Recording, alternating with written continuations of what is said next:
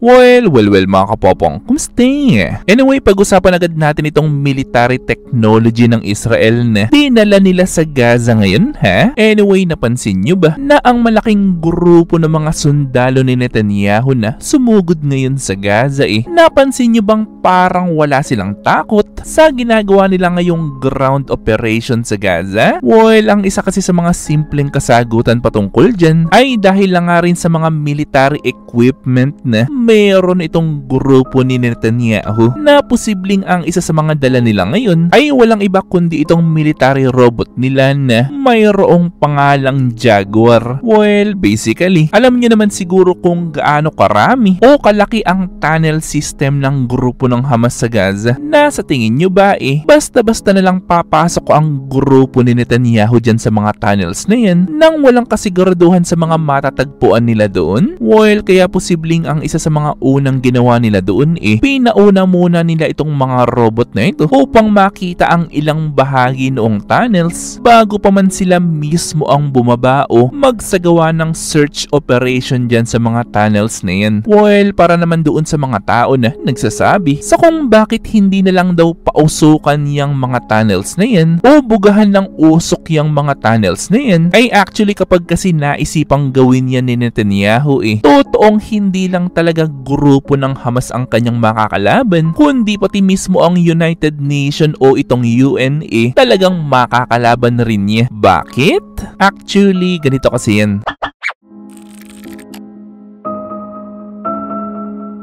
Well, gaya nga doon sa mga sinabi ko doon sa mga nakaraang video na ginawa ko, ay actually kahit mayroong nangyayaring away o gulo doon, isang gulo ngayon doon ay still merong pa ring batas na dapat sundin patungkol sa mga pag-aaway nila na ginagawa ngayon doon. At kung gagawa ng isang aksyon itong si Netanyahu na masasabi nating sobrang hindi talaga makatao, tulad na nga sa pagpapausok dyan sa mga tunnels na yan laban sa grupo ng Hamas, ay huwag na kayo magtaka sa kung bakit sa mga balita ngayon lumalabas na mas nagiging negatibo ang tingin ng mga tao dyan kay Netanyahu. Instead na siya ang maging bida sa kanyang mga pinaggagawa ngayon. At ito pa ang mas matinding balitang akin niya discover, ha? Well, ngayon ko lang kasi na-discover na mayroon palang ilang politiko sa Israel ngayon ang mayroong sariling grupo ng mga sundalo. Yes, mga kapopong, as in grupo nga ng mga sundalo na tapat at ang tanging sinusunod lang nila ay yung mga utos noong mga politiko na may hawak sa kanila. And take note, ha? Hindi si Netanyahu ang aking tinutukoy dyan kundi ilang mga politikong tagapangasiwa ng ilang syudad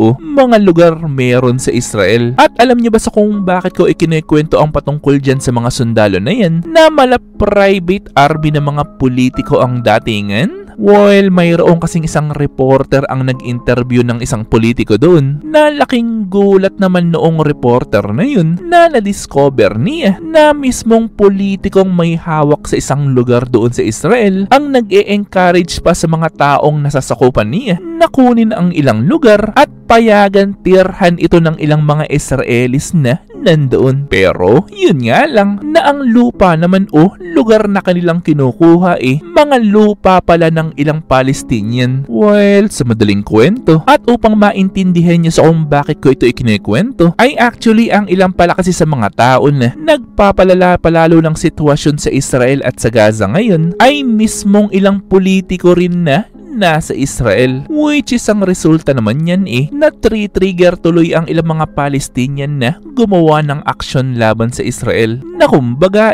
alam naman natin na matagal na talaga ang hidwaan nila dyan at alam naman natin na matagal nang hindi nagkakasundo ang dalawang panig dyan. Pero napansin nyo ba na hindi naman mga pangkaraniwang mga Israeli ang nagiging ugat ng gulo doon for the past several years? At napansin nyo ba na mga politiko talaga ang nagiging dahilan ng gulo doon? Most specifically, sa mga desisyon ng mga politiko ng dalawang panig na nag-aaway-away ngayon doon. Pero sino nga ba ang naaapektuhan ng gulo na yan? Yes mga kapopong, tama nga ang inyong nasa isipan. Mga ordinaryong mga Israelis at mga Palestinian nga ang nadadamay dyan, na mga ordinaryong tao o mga mamamayan na ang gusto lang naman nila mamuhay ng tahimik sa kabila o kahit mayroong hindi pagkakaunawaan ng dalawang panig. Pero naisip nyo kaya ito? Na sa tingin nyo ba na mayroon talagang mga tao doon na ang target talaga nila ay magkaroon talaga ng gulo para lamang sa pangsariling kapakanan?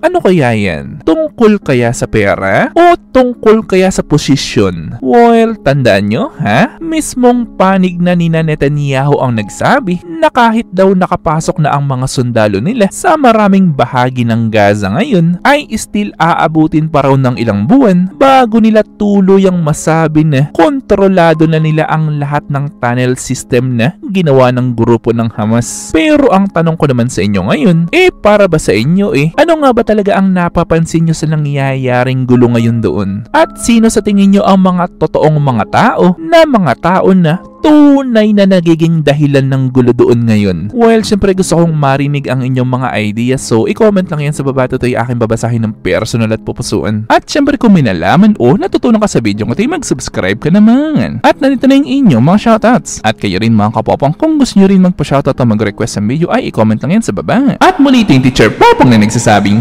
Te amo!